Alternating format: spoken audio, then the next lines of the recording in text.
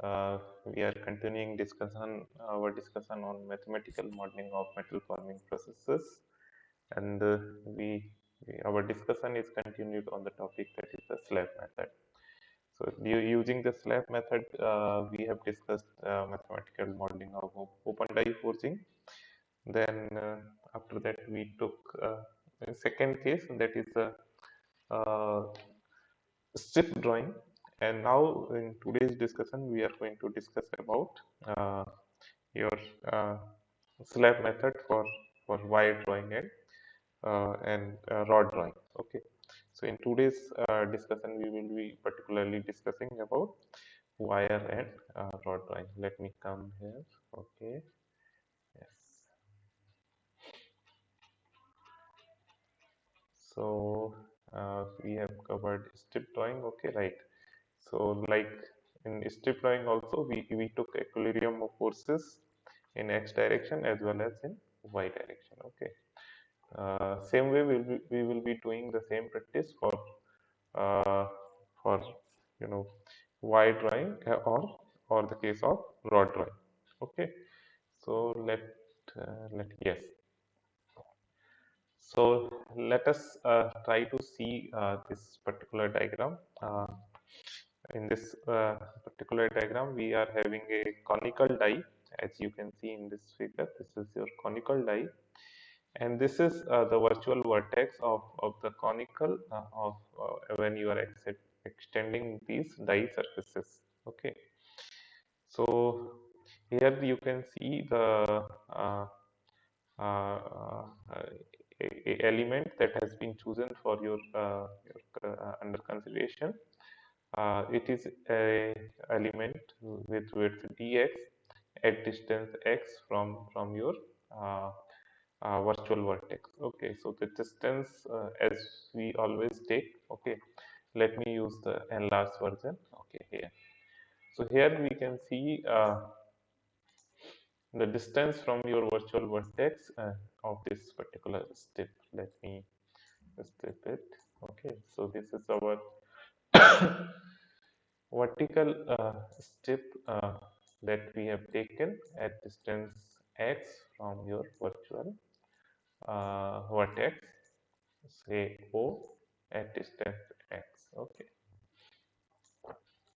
so in this step, if we consider it is at distance x, so the this surface will be at distance x, and since the width of this strip is dx, so this distance will be x plus dx.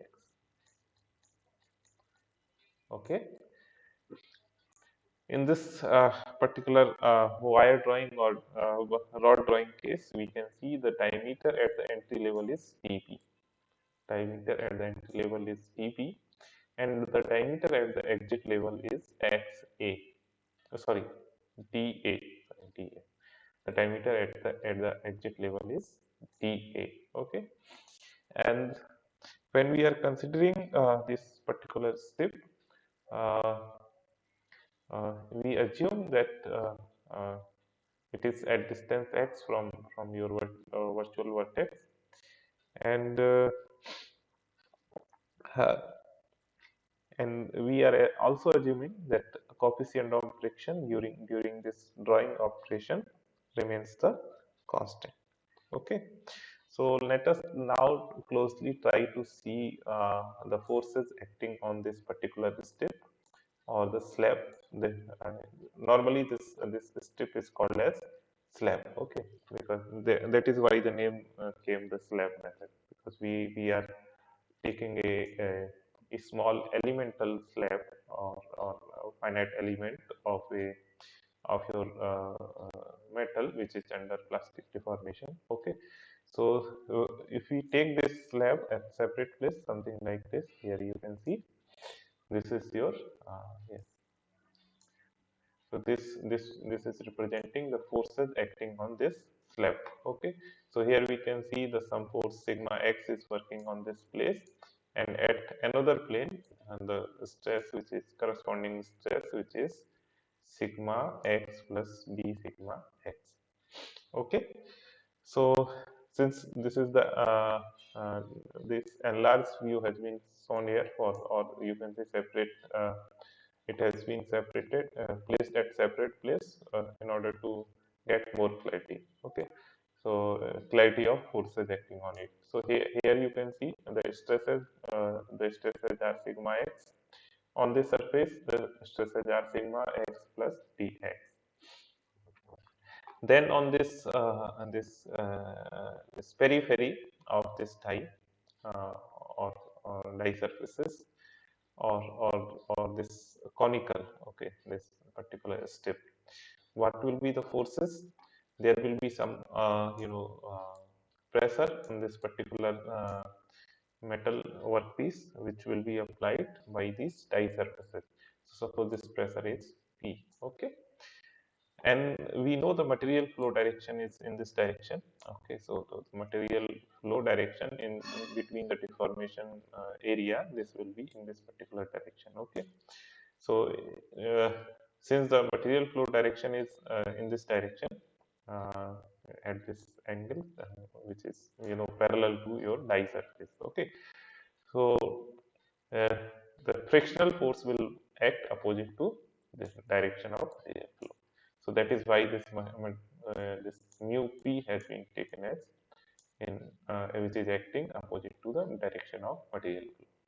So these are the various forces that will be acting on your on this particular slab or element of your wire drawing case, when we are trying to apply the slab method, or when we are trying to analyze your wire or rod drawing using the slab method. Okay, now one more thing, let's just try to analyze or calculate the circumferential area of this strip. Okay, because anyhow this your ring will be something circular shape, some shape something like this. Okay, if you take say a view from this side, let us call this view as front view. If it is your front size, then if you take the front view, your front view will look something like this. Okay, so this suppose it is your diameter at distance x, that is x from the vertex O, and this is the diameter which is corresponding to d plus delta d. Okay, d plus delta t. Okay, so here we can see yes, so yes, now try to see the you know uh, calculate the area, circumferential area, how it will be calculated. This will be uh, what will be the width of this circumference. Okay, so let us try to see what will be the length of this particular contact area. This will be, suppose this distance is ts.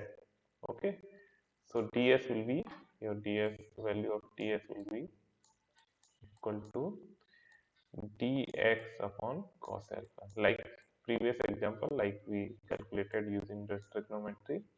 So if it is dx, then we can calculate ds equal to dx upon cos alpha, because we know this value, it is equal to alpha. Okay, so if we take cos, then cos will be dx upon cos alpha will be dx upon ds. So we can calculate ds equal to dx upon cos alpha. Okay, I hope up to this point there should be no confusion how we have calculated ds. Now, since we have calculated the ds, uh, we can calculate the your circumferential area. Okay, so this will be what will be the value, pi d, right, into ds. Okay, pi d into ds, sorry, ds. Yes, let me erase it for more clarity. Okay, if you calculate the area of this particular circumference, sorry, peripheral area, so this will be pi d into dx. Okay, so your force P and mu P will both will be acting on this particular area. So P, mu P as well as P, both these forces will be acting on how much area? This will be pi d into ds. Okay, we have calculated the value of P, so we can put. So this will be the area on which your force P and mu P would be working. These area will be pi d into dx over ds. Okay, I hope it is clear. Now try to see how much area your sigma x would be working. This value is t. Okay, we know this value is t, and this will be a circle, right? This is a circle. So we can calculate the cross-sectional area on which your sigma x would be working. This area will be pi 4 into t square. Okay. So this is for sigma x, right? This is area on which your sigma x is working. Then the area corresponding to sigma x plus t sigma x. On how much area this would be working? This will be equal to this cross-sectional area of this particular circle. Okay. So what is the diameter? Diameter is t plus delta d. So this will be pi by 4 into d plus dh, sorry, delta d square. Okay. So this is how we can calculate on how much circumferential, how much cross-sectional area your sigma x is working, on how much area your mu p and p are working, and on how much area your sigma x plus t sigma x is working, right? So we have got these values, areas corresponding to the stresses on which these stresses are working, right? I hope it is quite clear and all of you can understand it very easily. Okay. Now try to analyze the stresses or the forces acting in x direction. So if you see what are the forces acting in x direction, suppose we are taking this direction as positive, uh, direction corresponding to sigma x plus t sigma x. So if we are considering this direction as positive, then the forces, if you try to analyze sigma x plus t sigma x into its corresponding area, what will be the value? Pi by 4 t plus d dh, sorry, d d square, okay, del t square. This will be the force corresponding to these stresses subtracted by minus sigma x into pi by 4 d square, capital D square, right? Then component of these forces we can take.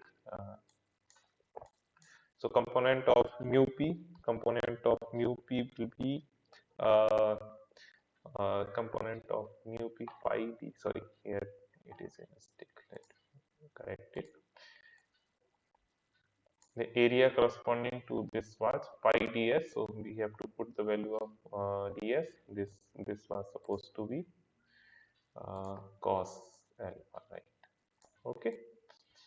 This is the area corresponding to uh, your forces on which your normal pressure as well as frictional stresses are working. Okay, so we have calculated force due to sigma x plus t sigma x and the sigma x. We have calculated this force and we have taken the component in x direction, and we are considering the direction corresponding to your stress sigma x plus t sigma x as positive.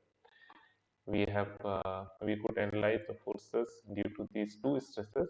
Now we are trying to see the component of due to pressure which will be acting upon this particular die surface, this element surface. Okay, so we will this will be mu p. So the force corresponding which would be working on this particular strip slab or the slab, this will be mu p multiplied by this particular term. This will be mu p multiplied by this area. Okay, so that is multiplied by this term multiplied by mu p. What it will represent? This will represent the force acting on this particular strip, opposing force, but we have to take the component in x direction. So this angle is alpha, right? We know this value and we have to calculate this value. Okay, so this will be cos alpha, right? This will be cos alpha, right? So this is corresponding to your mu p, and similarly corresponding to your p force, we have to calculate the total force that would be acting on this. So this will be suppose this is p, and which is acting on this particular surface. What we have to take? We have to take what force would be acting on this particular surface. So this will be P sin alpha, right? P sin alpha. So P sin alpha multiplied by corresponding force, right? So this will be sorry, corresponding area. So pi d into dx upon cos alpha into P. Okay. Uh, so these into P and this is alpha. So this force will be sin alpha, P sin alpha. Okay, so we have taken component of forces in x direction, that considering the sigma x plus d sigma x direction as positive. We have four forces: sigma x plus d sigma x, force corresponding to this stress, force corresponding to sigma x, component of force or the pressure force in x direction, component of resisting frictional force in x direction. So we have four major components which are working on this particular, in the case of this strip which has been taken for wire or rod drawing, right? Yes.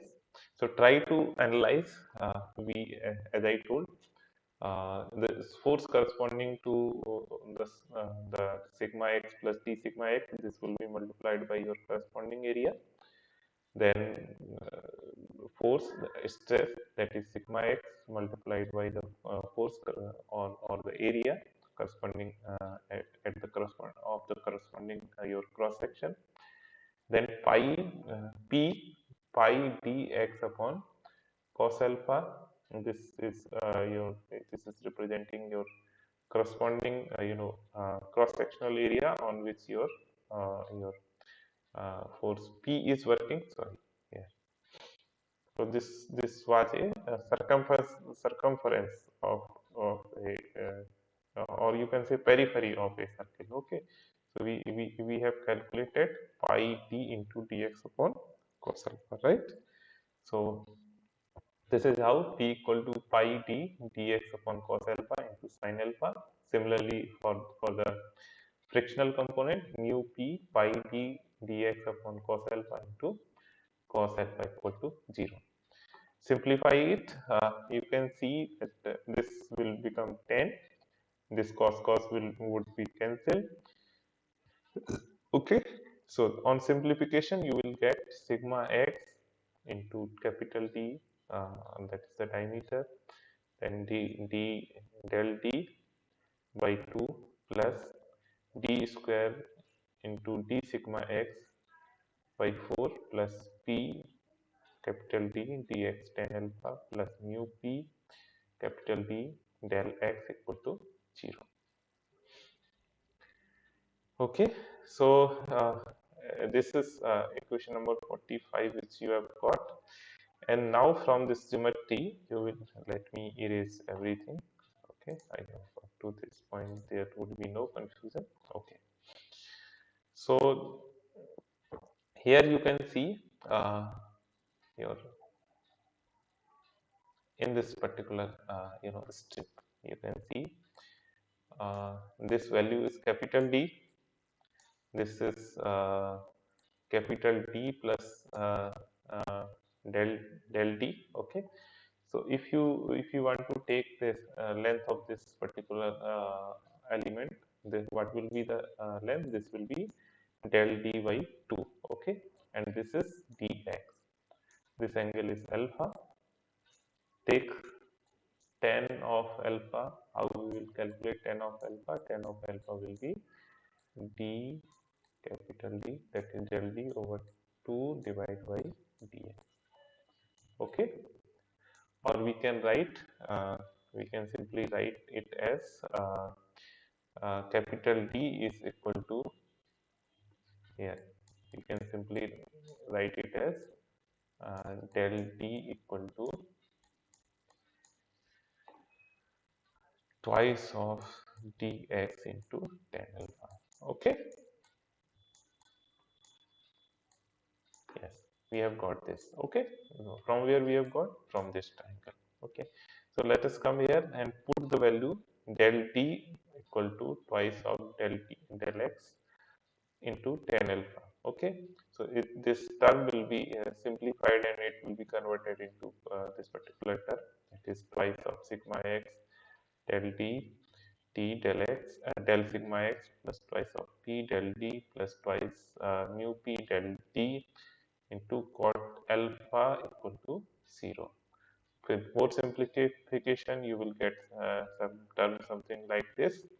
And again, you can replace this 1 plus mu cot alpha, mu cot alpha, you can replace with some other term like some constant b that we will be covering in the subsequent section. Okay.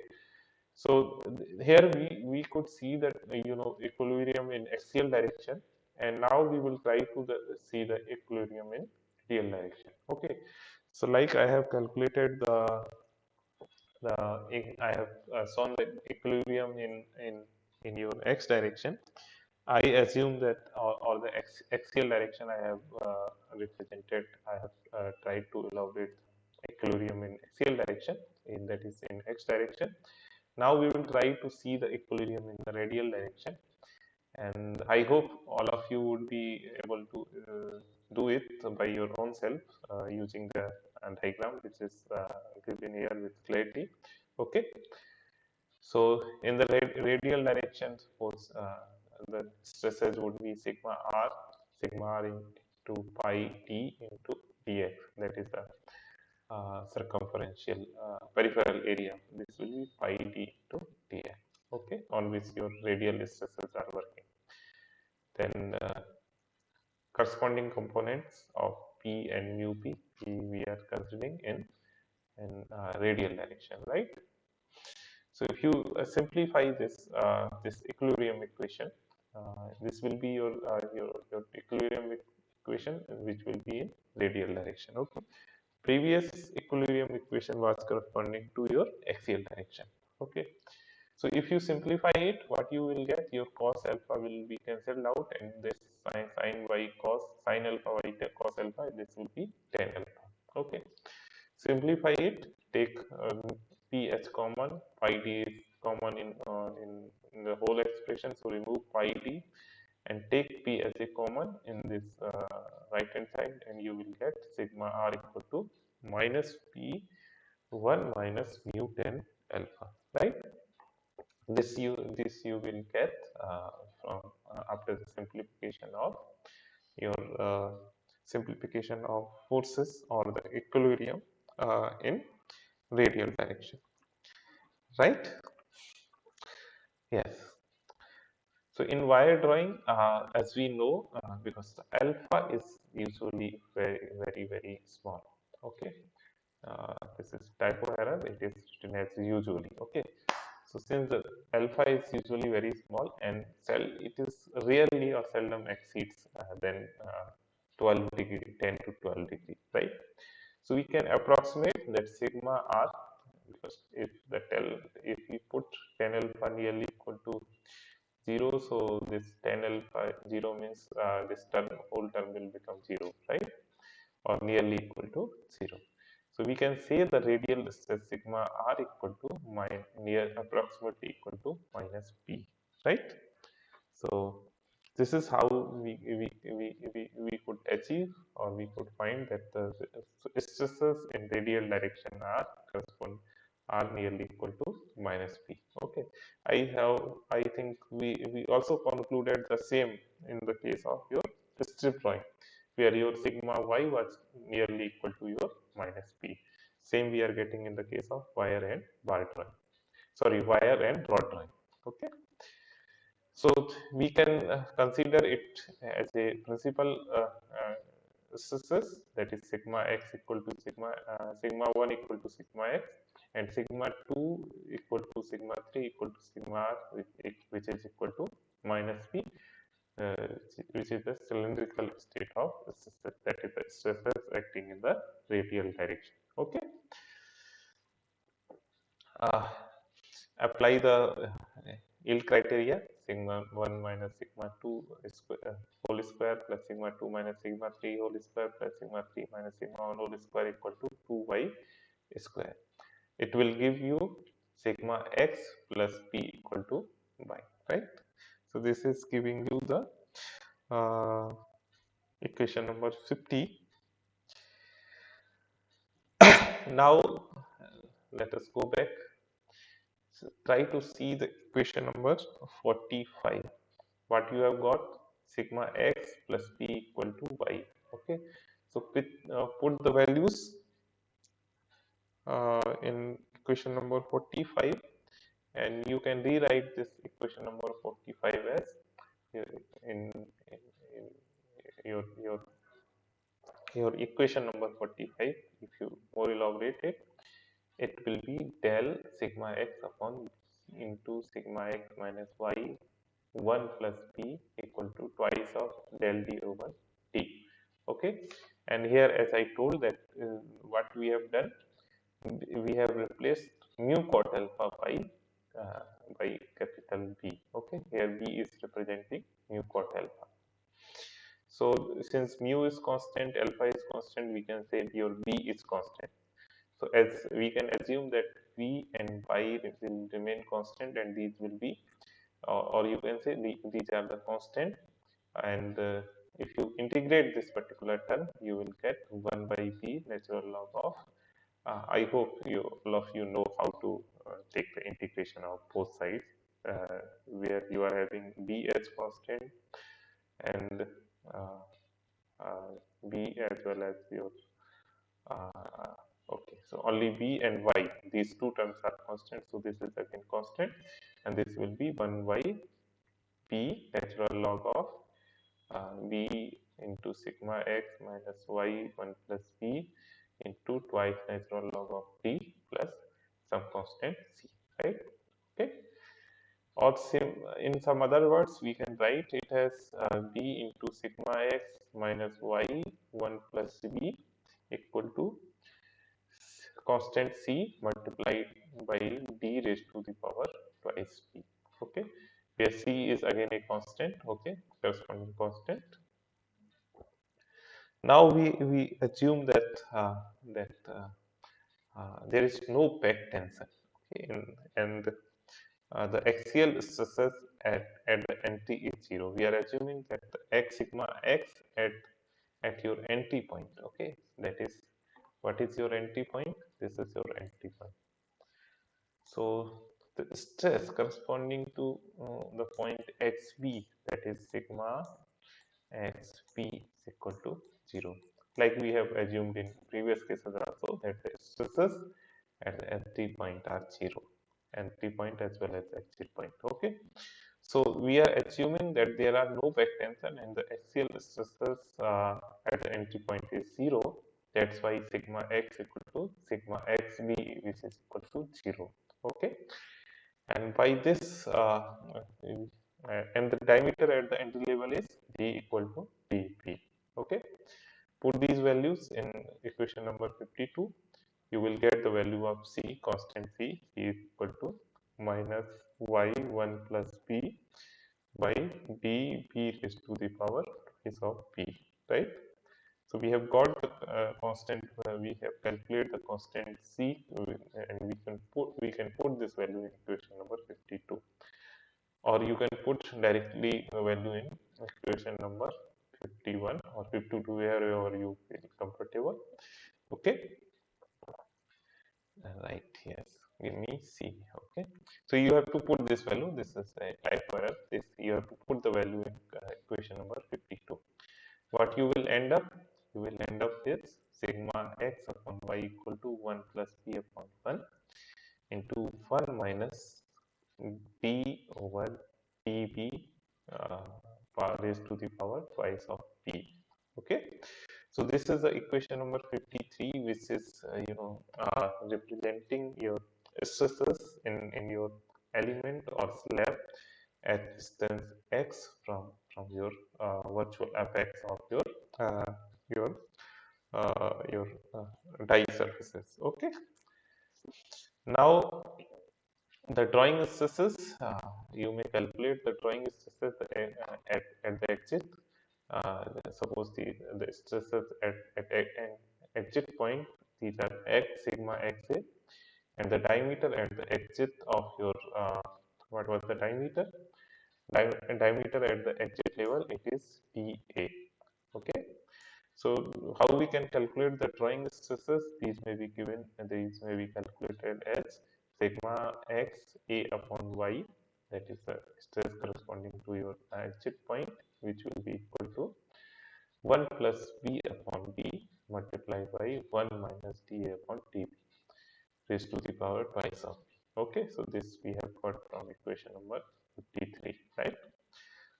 I hope this is quite simple calculation and all of you would be able to do, and you not only you will be able to do, you will be doing these things in a repeated manner. In terms of reduction in area, we can also try if you want to calculate it in terms of reduction in area. So we can give the reduction in area will be R equal to your cross final uh, your your your initial cross sectional area subtracted by your final cross sectional area divided by your initial cross sectional area. Okay, so we can see pi d square d square db minus d square a divided by 5 by 4 d square b. Okay, this is representing the reduction in your corresponding area, or you can say r equal to 1 minus dA square upon dB square, right?